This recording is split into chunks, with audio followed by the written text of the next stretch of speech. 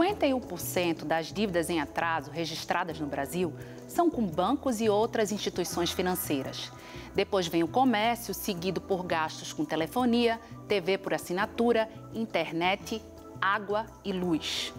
Hoje, o Opinião Pernambuco debate educação financeira em tempos de crise. Participam do nosso programa Leandro Trajano, personal financeiro, André Moraes, economista e assessor financeiro, e César Falcão, criador do blog poupeme.com. E eu queria voltar esse segundo bloco trazendo uma questão um pouco filosófica, mas não queria deixar de tocar nesse ponto. Um filósofo da modernidade, que estudava a modernidade, né, que é Zygmunt Bauman, falava o seguinte: somos aquilo que podemos comprar. Vocês concordam? Bom, eu acho bem polêmico, né? Claro que reflexões são posições que a gente pode encontrar no dia a dia, mas se você observar, entra até o conflito aí do ter e do ser, não é? Nós somos o que podemos ter. De certa forma, se você analisar de um outro ponto de vista, é isso, né? Então, eu vejo de forma diferente, até porque eu não acho que a gente vai se refletir em tudo aquilo que a gente tem e aquilo que a gente compra, a não ser que você considere também a compra de investimentos futuros, de títulos, entre outras coisas que você está plantando para poder colher numa vida mais tranquila adiante. Até porque a maior parte das pessoas, ao comprar, compram passivos, e não ativos. Ou seja, compram aquilo como um carro, que vai te gerar única e exclusivamente mais dá para despesas. Explicar né? rapidamente para o telespectador passivos e ativos? Nesse sentido, um rápido exemplo, né? Se eu compro um carro, muita gente fala, estou investindo num carro melhor, porque eu passo muito tempo no dia a dia. Você tem que lembrar que o carro vai te gerar mais despesas. Então, ele tem uma função passiva aí no teu orçamento.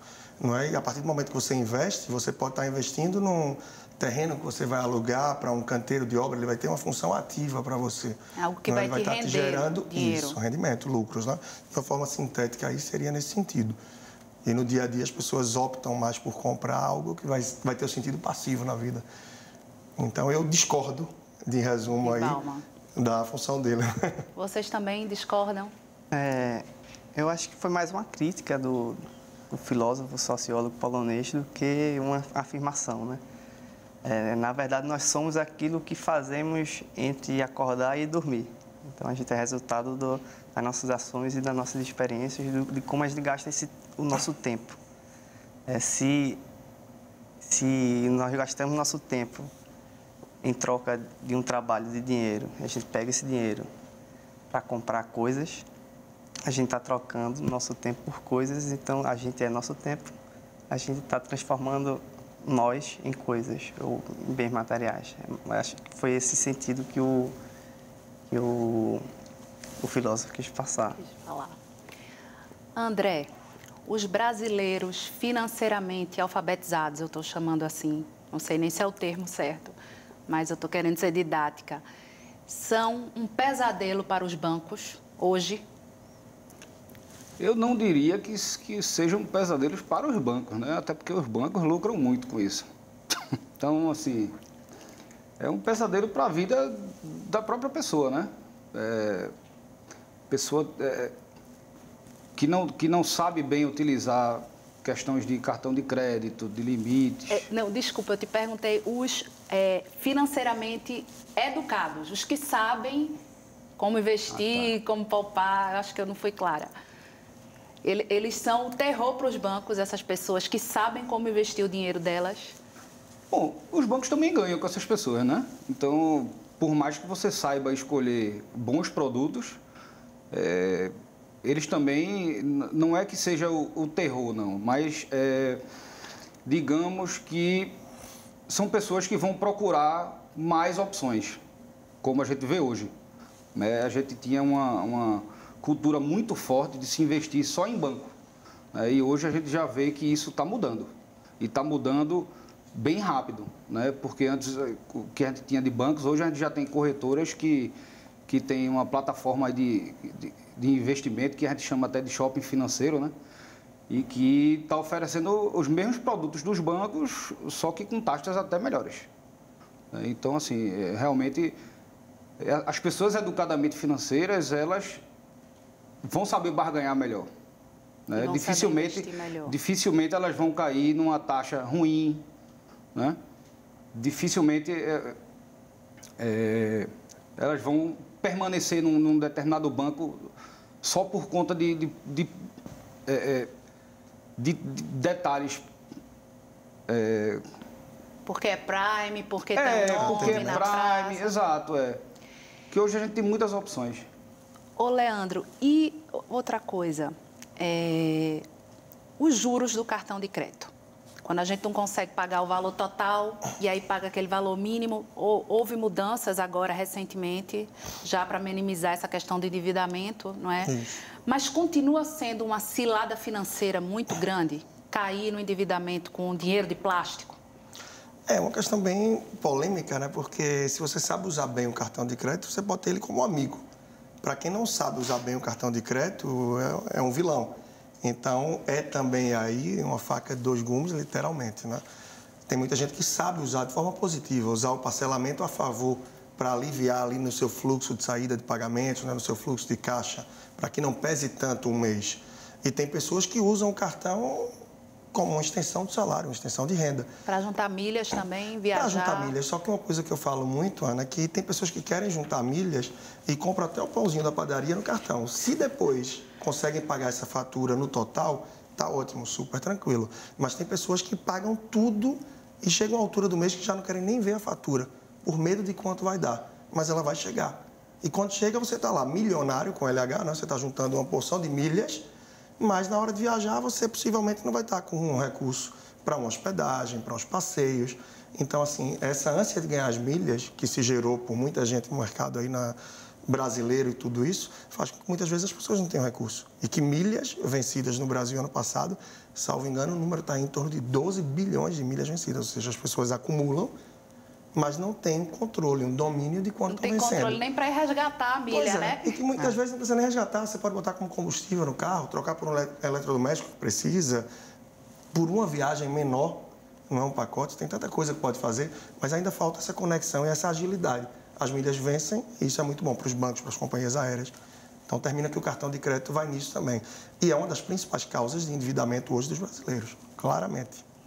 E na visão de vocês, qualquer pessoa, independentemente de quanto ganhe e dos compromissos que ela tenha, né, mensalmente, qualquer pessoa hoje pode poupar, deve poupar ou não?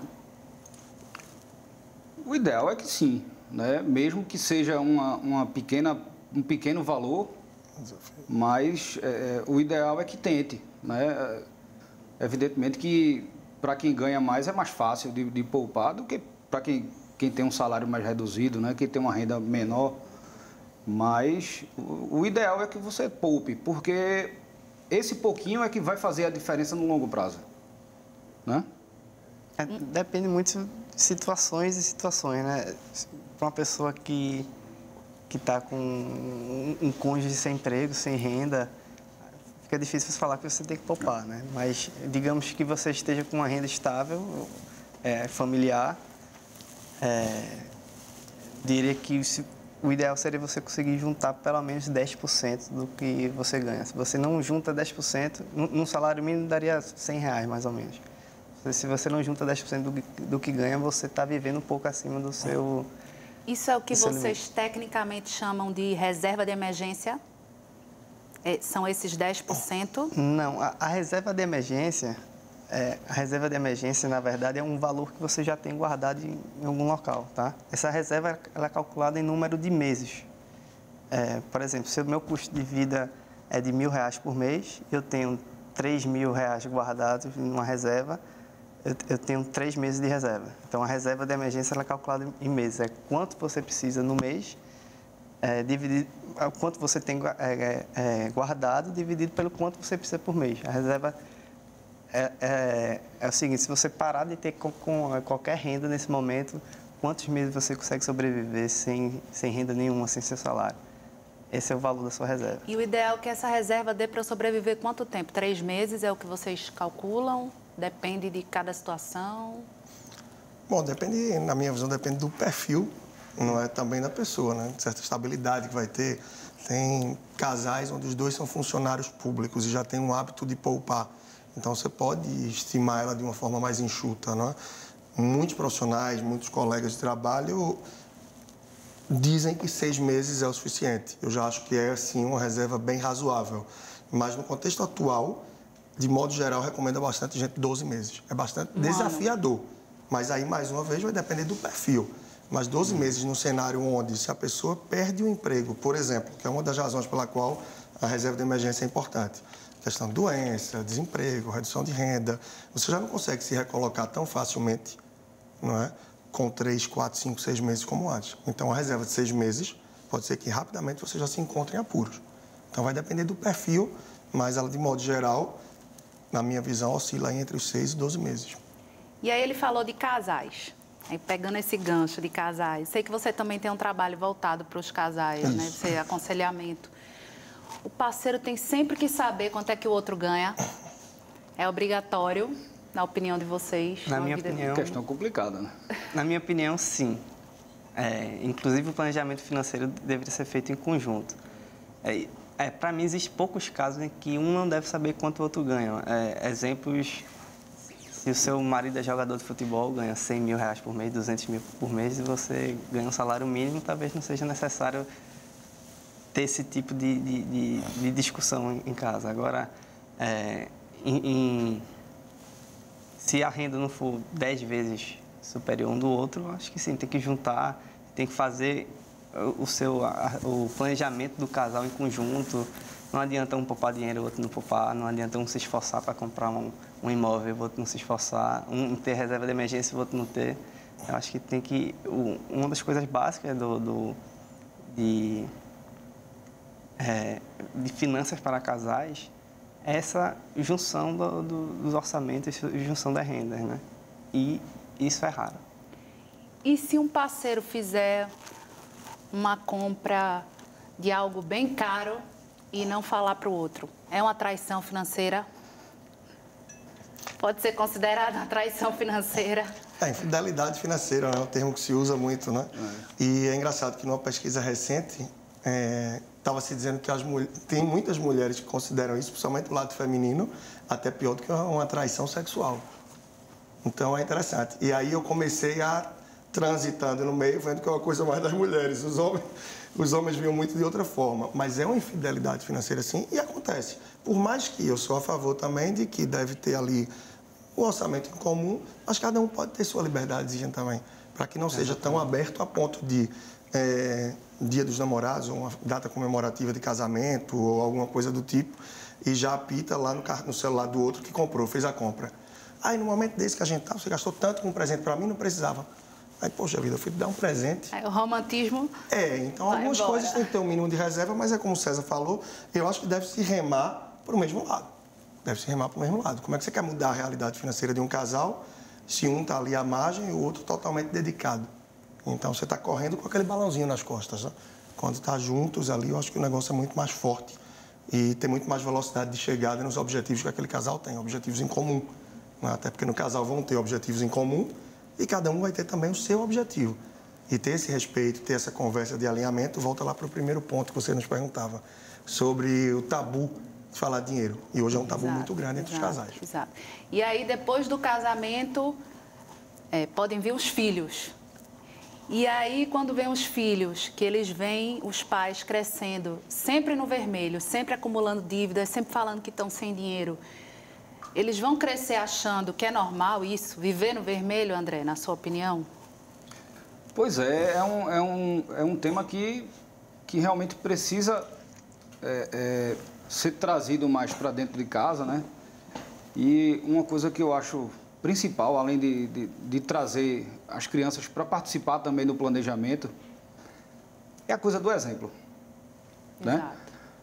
Não adianta nada a gente ter um discurso de que a gente está fazendo o possível, que a gente está segurando um pouquinho a despesa aqui, um gasto aqui, uma coisa ali, se por trás a gente não tem, se a gente não dá respaldo àquilo que a gente está falando, né? Então, a criança, ela percebe isso rapidamente, né? Então, ensinar, estar junto, acho que é essencial. E assim, quem trabalha com criança diz que elas precisam saber a diferença entre querer e precisar. Mas como conseguir isso no dia a dia?